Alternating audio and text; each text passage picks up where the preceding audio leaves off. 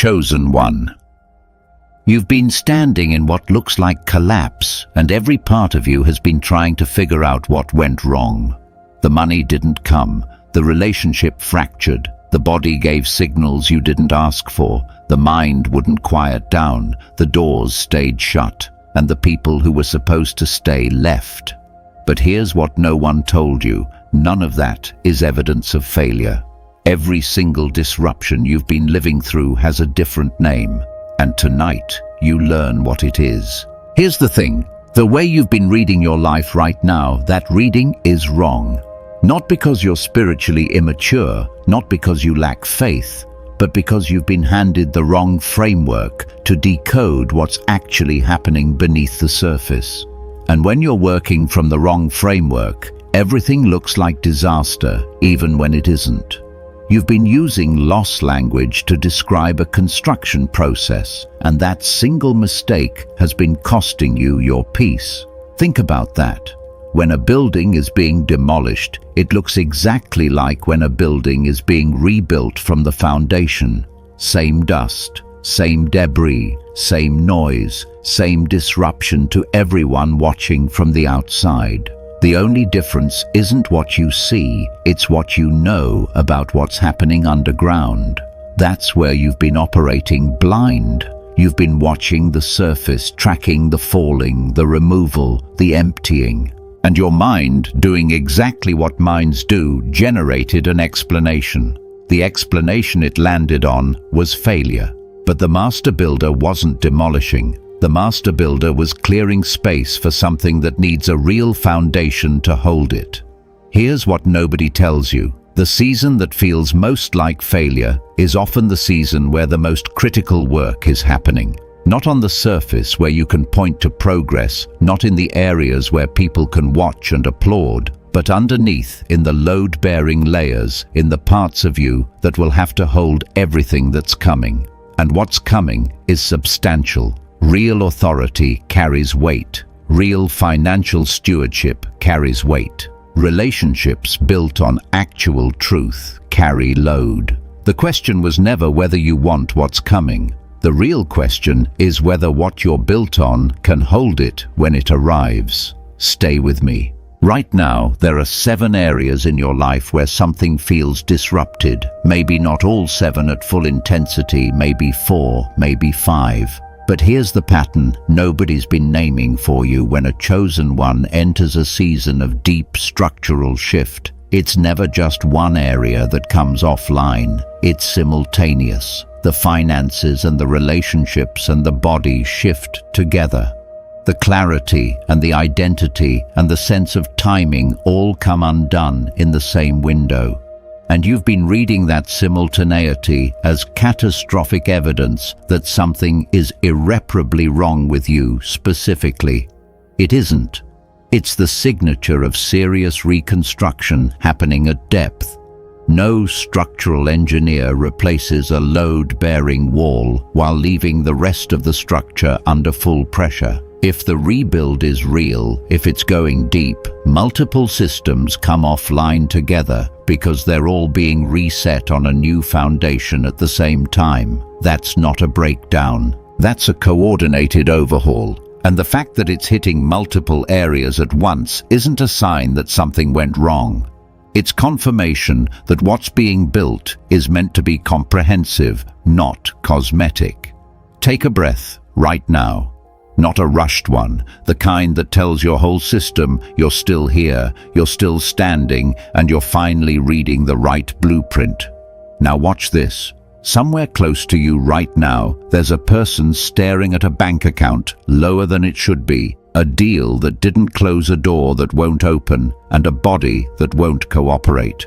And they're stuck on one question: what did I do wrong? That question feels honest, but it's pointed in the wrong direction entirely. Here's the framework we're working with. 7 layers, 7 structural tiers of a building you're already in the middle of constructing. Your honor, how you carry your identity when there's no external validation to point to. Your finances not as numbers, but as a system of trust under reconstruction. the opposition in your path, which isn't what it appears to be. Your body, which has been sending signals you've been misreading.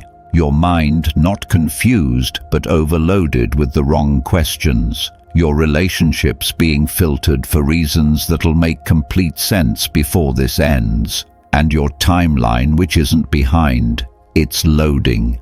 The master builder doesn't work in comfortable conditions. The most important foundations in Scripture in the lives of every person who ever carried something real and lasting, those foundations were poured in seasons that looked to everyone watching like total collapse. They weren't collapsing, they were being cleared. You came here carrying a weight you've been calling failure, and here is what that weight actually is. It's called construction load, and it means the project is real. You're not abandoned, you're not behind, you're not broken. You're being built from the inside out, and by the time this ends, you won't just sense it.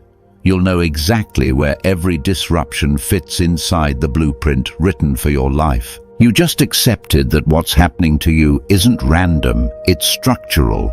But knowing there's a blueprint doesn't automatically undo the programming that's been running in the background of your thinking for years. And that programming has a very specific lie at its center. A lie so embedded in the way the world processes success and failure that most people never question it, never examine it, and never realize it's the reason they've been misreading their own story at every critical turning point. Here's the lie: if you're doing the right things, life should be getting easier, not harder. If you're aligned, if you're praying, if you're showing up with integrity, the resistance should be decreasing, the doors should be opening, and the confirmation should be visible. That's the operating system the world handed you. That's the map. And here's the thing: that map is wrong, not slightly miscalibrated. Fundamentally, structurally wrong in a way that makes it most dangerous precisely when you need accurate navigation the most. Think about what that lie actually produces. When difficulty increases, you assume misalignment. When multiple areas break down simultaneously, you assume punishment. When the person who started after you seems to be moving faster, you assume you've been passed over. The lie doesn't just give you wrong answers, it makes you ask the wrong questions. And wrong questions don't lead to clarity. They lead to cycles of self-interrogation that drain the exact energy the construction process needs from you right now. You're not being redirected, you're being depleted by a framework that was never designed to serve you. Stay with me. There are 3 specific lies the world feeds a chosen one during a season of structural shift, and you need to be able to name all 3 before they name you. The first one sounds like this: if you were really chosen, you'd have clearer signs by now. You'd have confirmation that would be visible and measurable, and because the confirmation hasn't come in the form you expected, something must have disqualified you somewhere along the way. That's the lie. The truth is that the signature of a chosen one's season of preparation almost always arrives after the darkest window, not before it, not during it, but on the other side of it.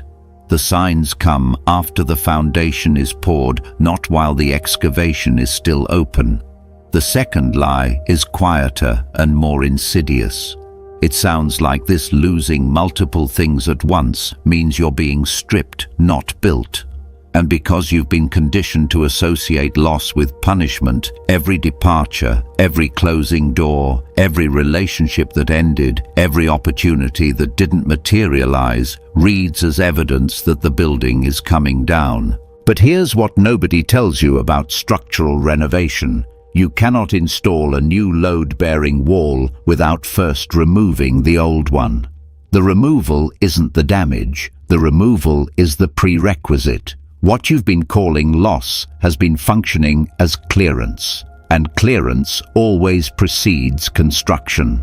The third lie is the one that does the most internal damage. It sounds like this: the people around you who are advancing with less effort and fewer disruptions, they're proof that the process isn't fair, that something is being withheld from you, specifically that the delay is personal. Let that land, because that particular lie is designed to convert your focus from what's being built inside you to what's being displayed by someone else. And the moment your attention shifts from your blueprint to their highlight reel, you've stopped being an architect and started being an audience member. Your construction doesn't stop, but you stop being present to it. Now watch this. Here's what a real recalibration looks like in practice. There's a person who turned down a contract last year, one that required them to compromise on something they knew wasn't right. They held the line. They kept their integrity intact. And within weeks of that decision, their primary income source collapsed.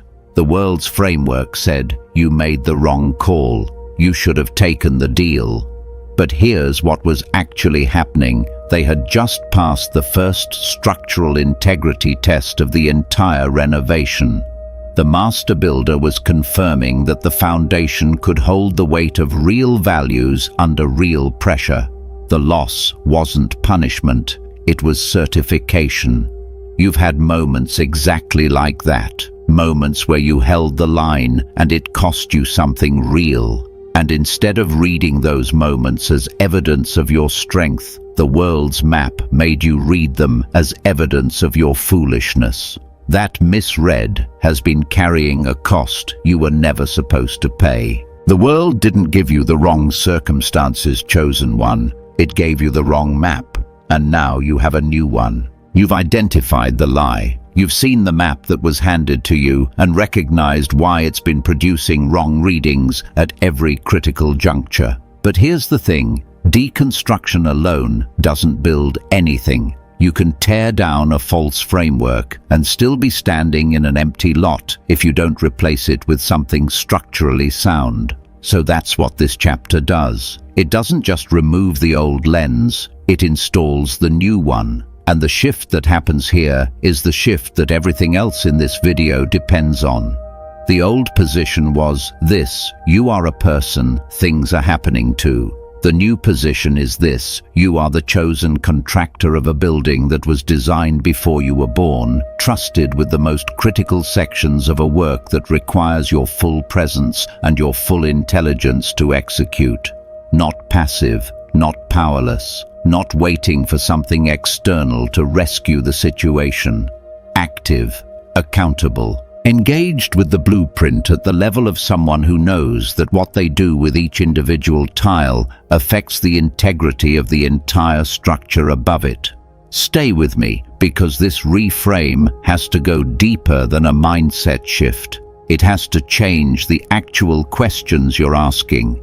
Here's the principle at the center of all of it. The blueprint always exists before the building. In every real construction project, before a single foundation stone is laid, before any ground is broken, before the first worker ever sets foot on the site, the architect has already drawn the complete design. The building exists on paper before it exists in the physical world. And the people doing the work on the ground don't need to see the full blueprint to do their section correctly. They need to trust that the blueprint is real, that the architect knows what they're doing, and that their section connects to something larger than what they can currently see from where they're standing. That's the exact position you're in right now. You don't have full visibility. You're not supposed to. But you're not random labor either. You're the chosen contractor, which means you've been handed the most critical sections.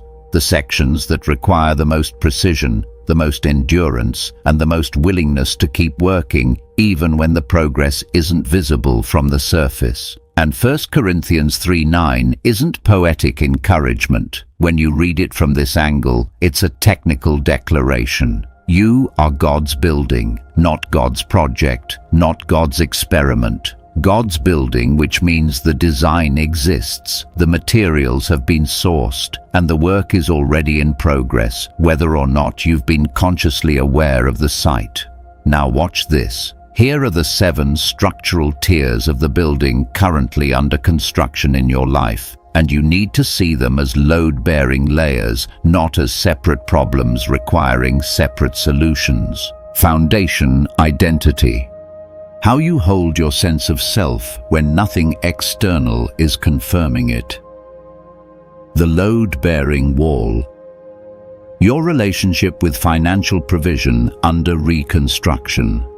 Perimeter testing the opposition and resistance that's stress testing the edges of what you're building. The temple structure, your physical body, which is the primary instrument of everything this building is designed to do. The control room, your mind, which determines what signals get processed and what gets filtered out. The inner courtyard, the relational environment immediately surrounding your construction site. And the capstone, your timeline, the layer that sits at the very top and seals the entire structure once every lower tier is load ready. Here's what nobody tells you about these 7 layers: they don't all complete in sequence. They develop simultaneously with different layers receiving different intensity of work in different seasons. And the question that changes everything isn't why is this happening to me, it's which tier is receiving the most active work right now, and what does that tier specifically need from me? That single question reroutes you from victim processing to architect engagement in the span of a breath. It's not denial, it's not toxic positivity, it's accurate situational reading from the correct position. Take a breath right now, slow. Let your system settle into what's actually being said here. Because this is the pivot point. Think about someone who just lost a key business relationship, a partner who walked away taking connections and credibility with them. The old question was, what did I do to deserve this? The new question is, what is the inner courtyard tier showing me about who was actually authorized to be inside the construction site? One question spirals inward and depletes. The other one reads the situation with the precision of someone holding a blueprint. You're not a person waiting to be rescued from your circumstances, anointed one. You're the architect's chosen contractor, and the work on your site has been in motion longer than you've known how to read it. Now you can. You're now holding the blueprint. You've shifted from victim reading to architect engagement. And the first 2 tiers that demand your attention aren't the visible ones, not the finances, not the relationships, not the circumstances people can see from the outside. The first 2 tiers are the ones operating entirely beneath the surface: foundation, identity, and the control room. Because here's the thing, you cannot build anything structurally sound on top of a foundation that's still taking its shape from whatever the external environment happens to be saying about you on any given day. The inside has to stabilize first. Everything else follows that stabilization, not the other way around. Let's start with foundation identity, and let's be precise about what shame actually is, because the way it's been described to you hasn't been accurate enough to be useful. Shame isn't primarily about what you've done. Shame is the experience of a gap, the distance between who you know yourself to be at depth and who the current circumstances are presenting you as to the world. That gap is what produces the specific pain of shame. Not the event itself, but the inability to reconcile your internal sense of identity with your external reality. And when that gap stays open long enough, something dangerous happens. You start letting the external reality win the argument. You start building your foundation not from what you know to be true about yourself, but from what the room is currently confirming.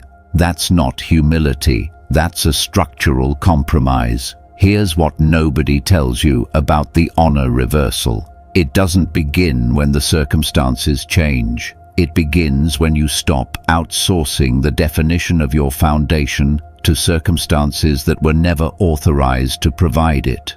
The reversal is an internal architectural decision before it ever becomes an external visible shift. And the tool that makes that decision actionable in real time is what we're calling the identity anchor. A single question you bring into every room, every negotiation, every confrontation before you open your mouth or make a move.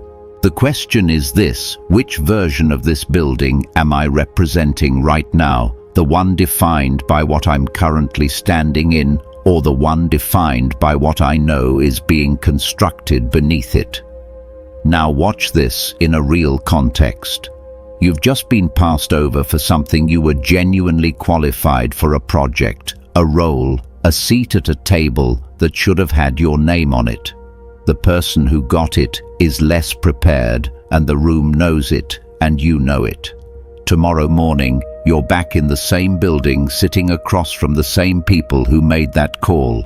Every nerve in your system is carrying that information. The identity anchor isn't asking you to pretend the situation didn't happen. It's asking you to make a decision about which foundation you're speaking from when you open your mouth. Foundations defined by that slight speak with a defensive edge. Foundations that are structurally independent of external validation speak with something else entirely, and the room feels the difference before a single word lands. Stay with me, because now we move to the control room, and this is where the chaos that's been running in your mind gets a real diagnosis. Here's the thing: your mind hasn't been confused because you lack clarity. Your mind has been overloaded because it's been processing the wrong category of questions. Confusion isn't a capacity problem, it's a question type problem. When you walk into a situation carrying 15 open questions of equal weight and urgency, your control room doesn't go quiet and process them in sequence. It tries to run all 15 simultaneously, generates interference, and outputs what feels like paralysis. That's not spiritual fog. That's a processing system being asked to do something it was never designed to do. The recalibration is this: reduce the active question load to 1. Not permanently, just as a moment-to-moment operating protocol when the noise peaks. And the one question that cuts through everything else is: which tier of the construction is asking for my attention right now? That question does something specific. It takes 15 simultaneous anxiety spirals and converts them into a single directional prompt. It doesn't ignore the complexity, it sequences it. Think about that. You're sitting with 3 business decisions, a health signal your body's been sending, a relationship that needs a difficult conversation, and a financial deadline, all landing in the same week. The old operating system tries to hold all of it at once and produces shutdown. The control room protocol says 1 tier, right now. Which one? Take a breath here. Let that settle. Because here's what's actually being handed to you in this chapter. Not a coping mechanism, not a reframe that makes hard things feel softer. A structural upgrade to the way you process reality. Foundation. Identity stabilizes the ground you stand on, so external conditions stop having veto power over your sense of self. The control room protocol cuts the noise so your intelligence can actually move. These 2 tiers don't make the construction easier. Chosen one, they make you capable of doing the work the construction requires. The foundation identity is stabilizing, the control room is recalibrating, and now the construction moves outward to the 2 tiers that most people misread more consistently and more expensively than any other. The perimeter and the temple. Opposition and the body. 2 things you've been treating as threats to the building when they've actually been functioning as essential components of the construction process itself. And the misread has been costing you in ways that go far deeper than frustration. It's been redirecting energy you needed for the build into battles that were never yours to fight the way you've been fighting them. Let's start with the perimeter, and let's dismantle the framework you've been using to understand the people and situations that have been pushing against you. Here's the thing, every serious construction project undergoes structural integrity testing before it's certified to hold real load. Engineers don't wait until the building is full of people to discover whether the walls can hold. They apply pressure deliberately, systematically, at every critical junction, specifically to expose any weakness that needs to be addressed before the structure goes live. What you've been calling Opposition Chosen One is in most cases a stress test, not an attack designed to destroy the building. A test designed to certify it. Now watch this, because this reframe has a very specific practical consequence. There are 3 categories of perimeter tester operating in your life right now, and being able to distinguish between them changes how you respond to each one.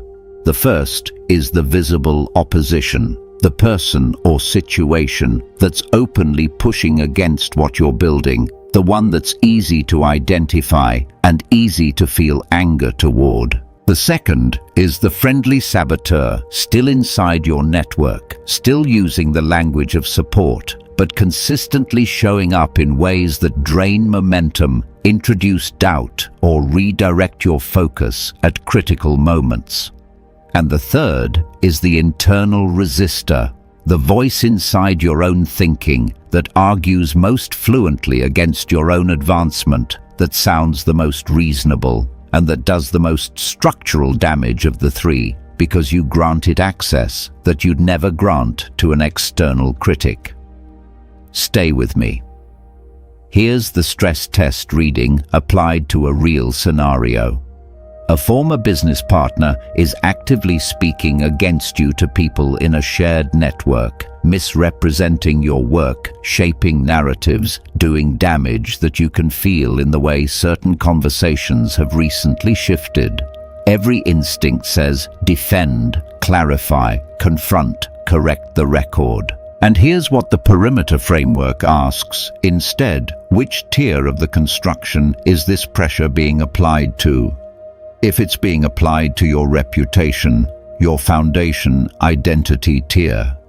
The question becomes, is my foundation defined by what that person is saying or by what I know the building actually is?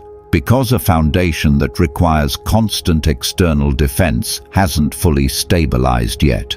And a foundation that's structurally sound doesn't collapse under someone else's narration.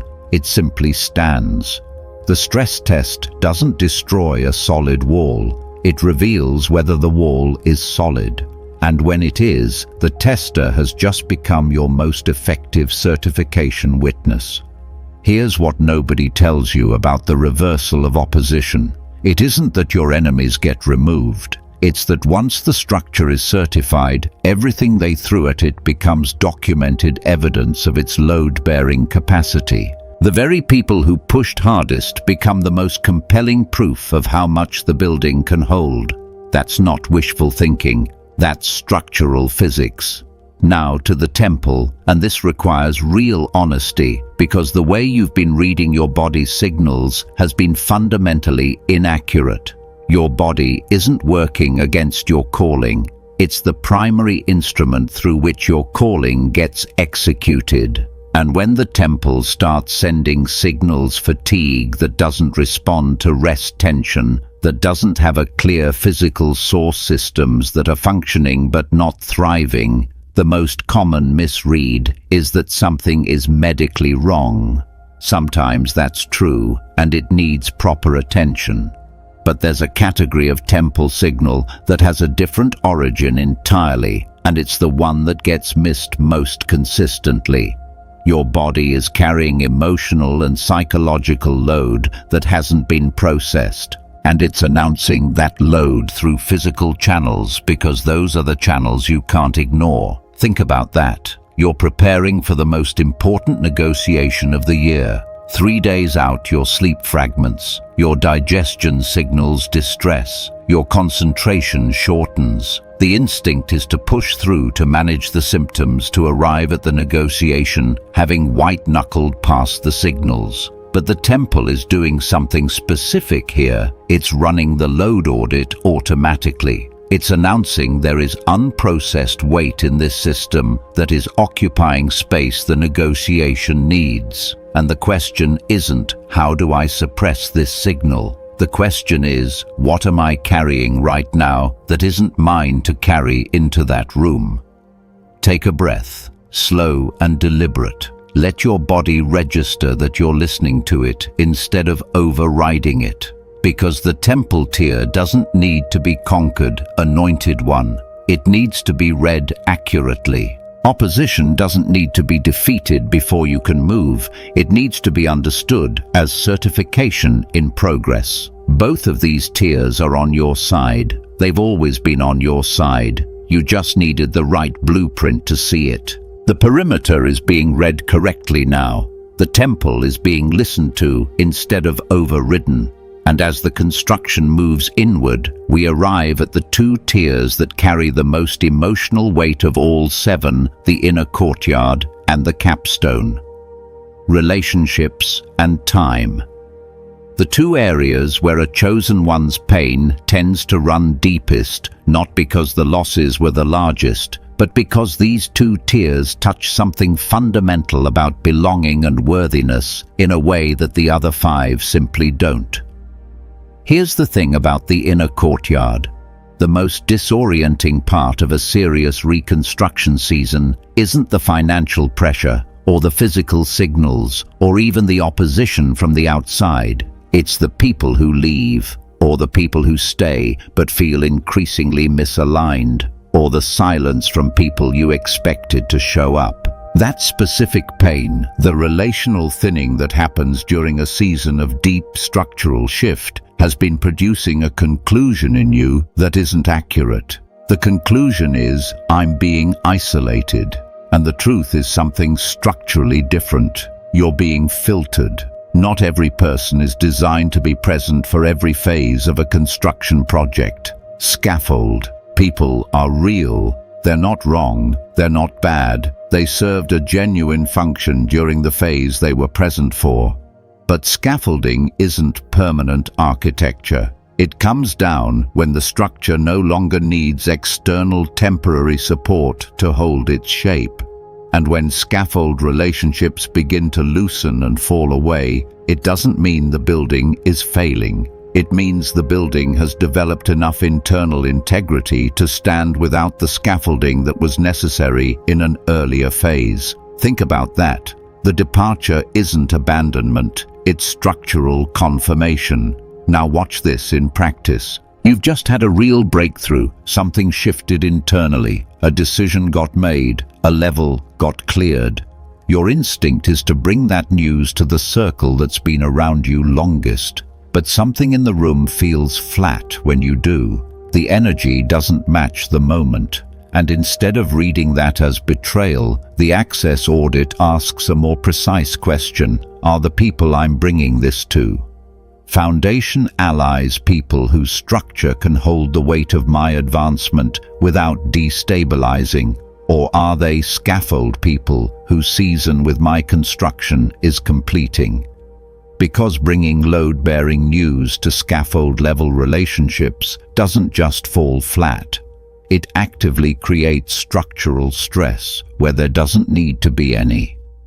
Stay with me, because now we move to the capstone, and this is the tier that has probably been producing the most persistent low-grade ache in your whole experience of this season.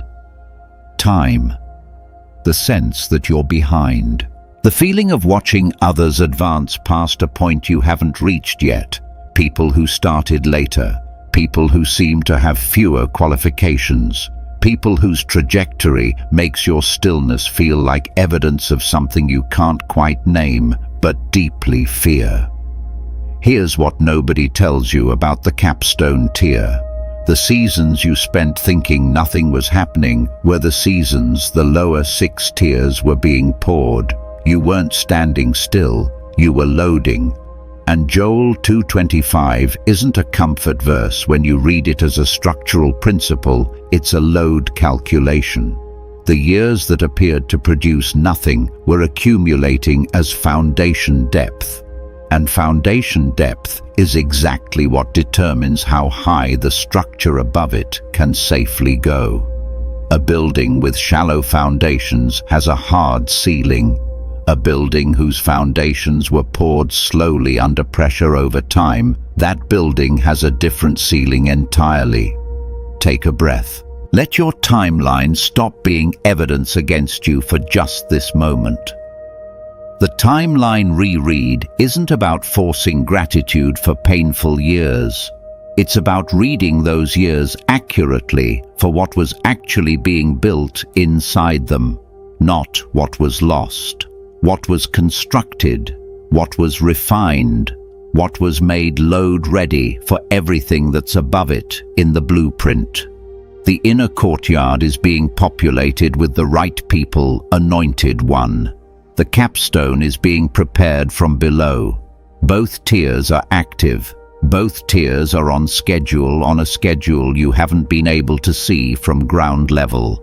Until now. You've been reading the blueprint correctly now across 6 tiers. The foundation is stabilizing. The control room is quieter. The perimeter tests are being read for what they are. The temple is being listened to. The courtyard is being filtered. The timeline is being reread. And here's where everything shifts, because all of that internal work, all of that structural renovation happening beneath the surface where no one could see it, is about to translate into something that exists in rooms, in negotiations, in the spaces where real decisions get made about real things. It translates into authority.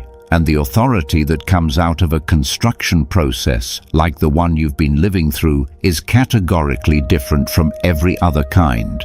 Here's the thing about authority. There are 2 versions of it operating in the world simultaneously, and most people spend enormous amounts of energy building the wrong one. The first version is performed authority, the kind assembled from titles, associations, displays of confidence, and the carefully managed perception of never having struggled. It requires constant maintenance because it's built on surfaces that need to be refreshed. The moment the performance pauses, the authority thins. The moment the circumstances contradict the image, the whole structure becomes questionable. You know people who operate from this version. You can feel the effort underneath it, even when the presentation is polished. There's a faint hum of insecurity running beneath every interaction because the foundation of their authority depends on the room continuing to confirm it.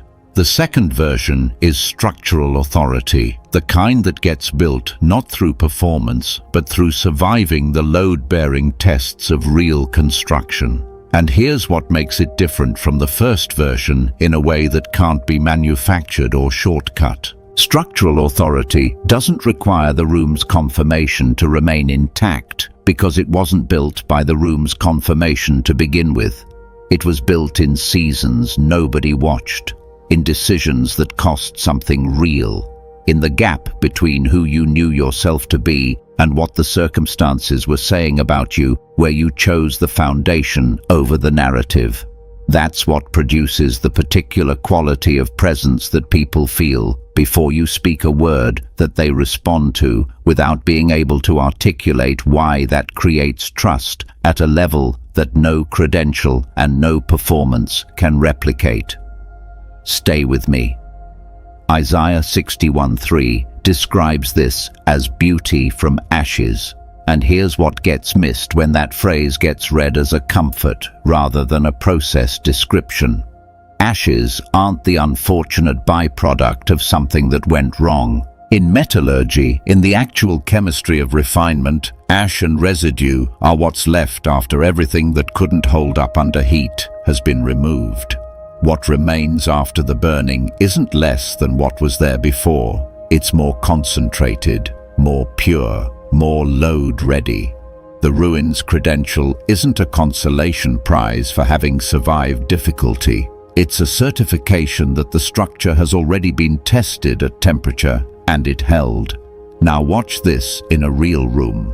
You're sitting across a table from a counterpart who has more capital, more infrastructure, more external markers of establishment than you currently carry. They apply the first form of pressure, a below-value offer framed with enough authority in the delivery to make the room feel like accepting is the sophisticated response. Here's what happens in two different scenarios. The person whose authority is performed feels the pressure land on their identity, recalculates their position based on how the room is reading them, and either concedes or overcorrects defensively. The person whose authority is structural feels the pressure land and simply doesn't move, not from stubbornness, not from ego, but because the foundation underneath that moment was built in a season of real cost that this negotiation has no access to. They look across the table and say, "This is the level at which I work. If that fits what you're building, we continue. If it doesn't, I respect that completely." And they mean both sentences with equal weight. Think about that. The room doesn't know why it believes them. The room just does, because it's responding to something underneath the words, a structural stability that took years of invisible construction to produce. That's the ruins credential in operation, not displayed, not announced. Just present the way a load-bearing wall is present, not drawing attention to itself, simply holding everything above it without effort or performance. Here's what nobody tells you about the transition into structural authority. It doesn't arrive as a feeling of confidence. It arrives as a quiet that you notice in moments where you previously would have felt reactive. The negotiation doesn't make you nervous the way it used to. The difficult conversation doesn't produce the same internal disruption. The rejection doesn't reach the foundation the way it once did. That quiet isn't indifference. It's load-bearing capacity expressing itself. And it's the first signal that the construction has crossed a threshold, that what was being built underground has broken the surface, chosen one, and is now visible to everyone in the room, whether they can name it or not. That quiet authority you just identified, that structural stability that doesn't require the room's confirmation to remain intact, is the same quality that determines whether financial provision, when it arrives, actually stays and compounds or passes through and leaves the structure in worse condition than before it came. Because here's what nobody tells you about the relationship between internal construction and financial reality. Money doesn't have a preference for good people or hard-working people or even spiritually aligned people. Money flows towards structures that can hold it without being deformed by it. And that single principle reframes everything about why the financial tier of your construction has been operating the way it has. Here's the thing. The lack you've experienced, the periods where provision felt blocked, where effort didn't translate to result, where you watched people with less preparation receive more return that wasn't punishment and it wasn't random. It was the load-bearing wall tier signaling that the structure wasn't yet ready to receive and steward the level of provision that the blueprint calls for. Not because you were disqualified, because a structure that receives load it isn't built to hold doesn't thrive under that load. It buckles. And the master builder who can read the full blueprint doesn't release the load before the wall is ready to carry it, not out of withholding, but out of architectural precision. Stay with me, because this reframe has to produce a practical shift in how you relate to money at every level, not just conceptually. The fundamental question you've been asking about finances has been, how do I attract more? And that question, while understandable, is operating from the wrong tier of the construction. The load-bearing question isn't about attraction. It's about capacity. It's this: given the decisions I'm currently making with what I already have, what level of financial load is my structure actually demonstrating it can hold? Because Luke 16:10 isn't a moral principle. When you read it structurally, it's a load capacity assessment. The way the small amount is being handled right now is the clearest available data about what the structure can safely receive next. Now watch this in real scenarios, because this is where the principle has to become operational. When an unexpected financial windfall arrives, a deal that closes larger than projected, an opportunity that produces sudden income, the first 48 hours are the most structurally critical. Not because of what you do with the money practically, but because of which internal operating system makes the decisions in that window. The fear-based system says, secure it immediately, because this kind of thing doesn't last, and I need to protect it before something takes it. The performance-based system says, this is confirmation display, let it signal arrival. The stewardship system asks 3 questions before it does anything. First, which tier of the construction is this provision designed to serve? Second, am I about to make any decision in the next 48 hours that I'd reverse in 30 days? Third, am I operating right now from the foundation or from the emotional charge of the moment? Think about that third question specifically. Because the emotional charge of sudden provision is real, and it's powerful, and it produces exactly the kind of impulsive structural decision-making that compromises load-bearing walls at the precise moment when the building is receiving its most significant upgrade. The structure that receives a large financial load and immediately distributes it based on emotion, social pressure, or the performance instinct to display arrival, that structure doesn't grow. It cycles. And the cycling is what produces the pattern so many chosen ones recognize: seasons of provision, followed by seasons of depletion, never quite accumulating into the stable infrastructure the blueprint requires. Here's what stewardship actually looks like in practice, not as a spiritual posture, but as a concrete operating protocol. You're standing in front of a high-risk, high-return opportunity. The numbers look compelling. The timing feels significant.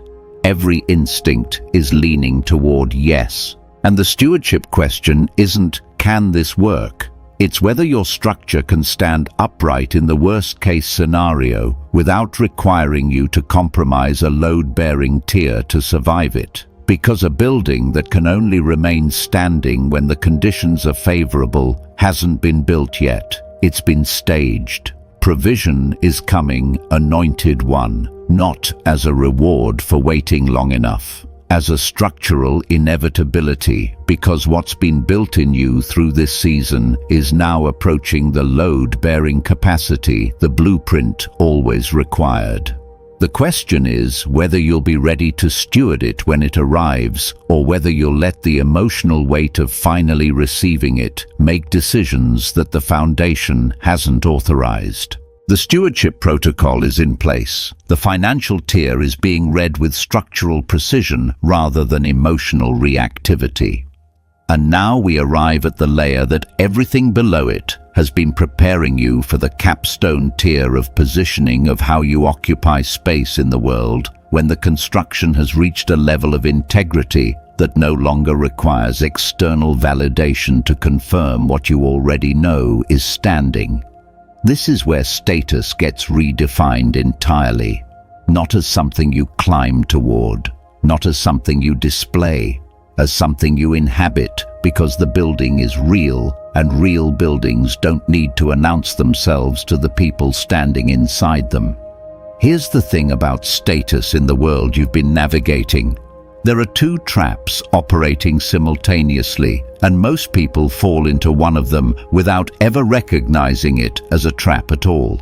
The first trap is performance for acceptance, the continuous expenditure of energy toward proving that the building is real, that the construction is legitimate, that you belong in rooms that your structure has already qualified you to occupy. You know what this looks like in practice. It's over-explaining your positioning when you haven't been asked to explain it. It's adjusting your communication style to match what you sense the room wants rather than what the blueprint requires you to say. It's monitoring the room's response to you in real time and recalibrating based on what you're reading, which means you're never fully present in the room because part of your processing capacity is always running that monitoring loop. The cost of this trap isn't just energy, it's authority. Every time you perform for confirmation, you're signaling to the room and to your own nervous system that the foundation needs the room's approval to remain stable. And a foundation that needs approval isn't load-bearing yet. The second trap is quieter and gets mistaken for humility so consistently that it rarely gets named as the trap it actually is. It's voluntary disappearance, shrinking the construction, minimizing the building, refusing to occupy the space the structure has legitimately earned because the visibility feels dangerous or presumptuous or somehow spiritually inappropriate. Stay with me, because this one does real damage to chosen ones specifically. The impulse to shrink often comes dressed in the language of groundedness, of not getting ahead of yourself, of waiting until the building is more complete before letting it be seen. But here's what nobody tells you about that impulse. It isn't humility. Humility is accurate self-assessment. Shrinking below your actual structural level is also inaccuracy, just in the opposite direction. And the master builder didn't pour the foundation you've been living through this entire construction season so that the building could remain hidden out of misplaced caution. Now, watch this. The quiet presence principle operates in the exact space between those two traps, and it looks like this in a real room. You walk in without needing anyone to acknowledge your arrival first. You sit without adjusting your posture to match the energy of whoever holds the most visible authority in the space. When you speak from the foundation, which means you don't rush to fill silence. You don't soften the precision of what you're saying to make it more palatable, and you don't monitor the room's reaction while the words are still leaving your mouth. And when the room pushes back, when the challenge comes, as it always comes, you don't defend the building, you simply remain inside it. Because a structure that's been through the construction process this entire video has described doesn't require its occupant to defend it to people who are still deciding whether to believe it's real. Think about that. The defense is what signals uncertainty. The stillness is what signals structure. And the room, every room, regardless of who's in it, responds to the difference between those two signals at a level that bypasses conscious analysis entirely. They don't know why they trust the stillness. They just do. Here's the capstone test, and this is critical because the most structurally dangerous moment in any construction project isn't the excavation phase or the foundation pouring phase. It's the moment when everything appears to be converging, when the provision is arriving, when the right people are showing up, when the rooms are beginning to open and the recognition is beginning to land. That moment carries a specific risk. The emotional charge of finally receiving what was built for can cause the structure to expand faster than the foundation can actually support. Proverbs 16:18 isn't a warning about arrogance as a character flaw. It's a structural note in the blueprint, a load calculation that says expansion beyond current foundation depth creates the conditions for a collapse that wouldn't have happened if the structure had simply continued building down before building up.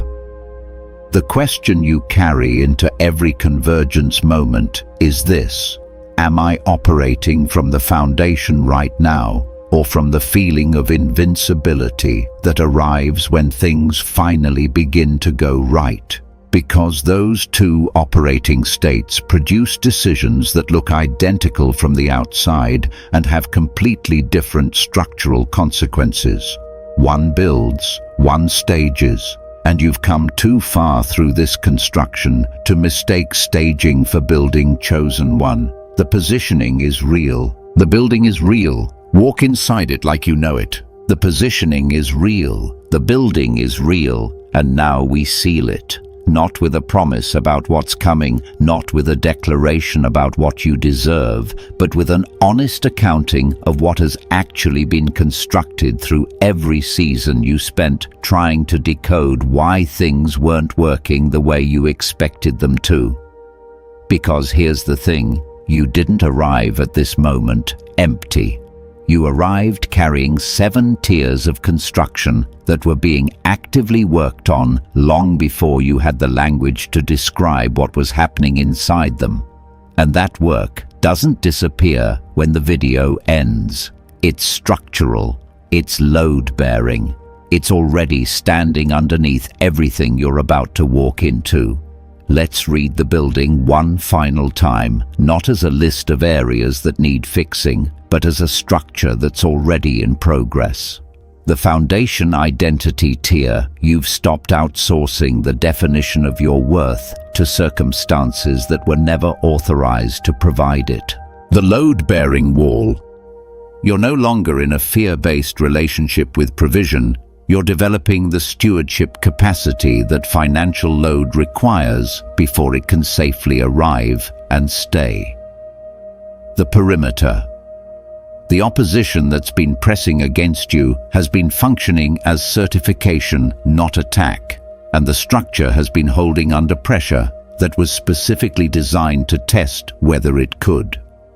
The temple, your body isn't working against your calling. It's been carrying signals you're now equipped to read accurately instead of override. The control room. The noise hasn't disappeared, but you've stopped trying to process all of it simultaneously, and the one-question protocol is cutting through interference that used to produce shutdown. The inner courtyard.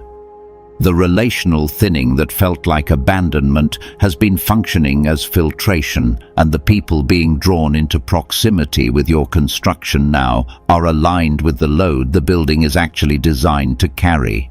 And the capstone, your timeline, isn't behind. It's been loading.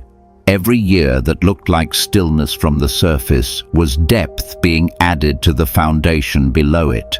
And foundation depth is the only variable that determines how high the structure above it can safely go.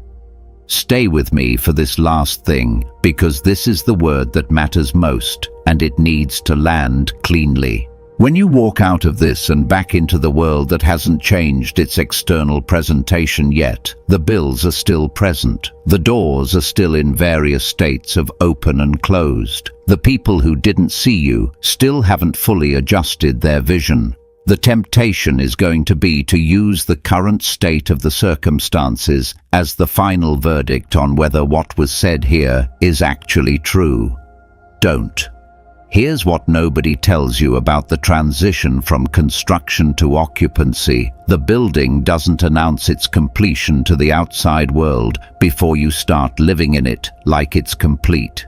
You have to inhabit the finished structure before the finished structure is fully visible to everyone else. That's not delusion. That's the forward motion of someone who has read the blueprint and chosen to trust the architect over the current state of the site. Take a breath right now, the long kind. The kind that says, I've been building longer than I knew, and what's standing in me right now is more load-ready than I've been giving it credit for. You're not waiting for the reversal to begin, anointed one. The reversal is the construction itself, and the construction has been in motion this entire time. What changes from this moment forward isn't the process. It's your ability to read the process accurately, to stop calling excavation collapse, to stop calling filtration abandonment, to stop calling loading stillness. The building is real. You are the building. And the master builder doesn't abandon structures mid-construction, not ones whose foundations were poured at the depth yours has been. Go back into your life now with the blueprint in hand, not as someone waiting to see if things will change, as someone who knows what's being built and is showing up to do their section of the work, with the full weight of everything this construction has already proven you can hold. If something in these 7 tiers spoke to a specific place in your own construction, if one layer hit with more precision than the others, leave its name below, not for anyone else. As a record for yourself that you were present on the site today, that you read the blueprint, and that the work continues.